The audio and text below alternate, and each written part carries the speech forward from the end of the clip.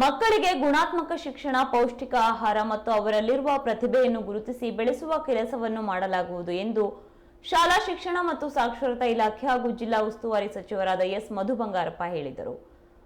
ಜಿಲ್ಲಾಡಳಿತ, ಜಿಲ್ಲಾ ಪಂಚಾಯತ್ ಉಪನಿರ್ದೇಶಕರ ಕಚೇರಿ, ಶಾಲಾ ಶಿಕ್ಷಣ ಇಲಾಖೆ, ದೇಶೀಯ ವಿದ್ಯಾಶಾಲಾ ಸಮಿತಿ ಶಿವಮೊಗ್ಗ ಇವರ ಸಂಯುಕ್ತಾಶ್ರಯದಲ್ಲಿ ಡಿವಿಎಸ್ ಪ್ರೌಢಶಾಲಾ ಆವರಣದಲ್ಲಿ ಹಮ್ಮಿಕೊಳ್ಳಲಾಗಿದ್ದ 2023-24ರ ಜಿಲ್ಲಾ ಮಟ್ಟದ ಪ್ರತಿಭಾ ಕಾರಂಜಿ ಮತ್ತು ಕಲೋತ್ಸವ ಕಾರ್ಯಕ್ರಮವನ್ನು ಉದ್ಘಾಟಿಸಿ ಅವರು ಮಾತನಾಡಿದರು.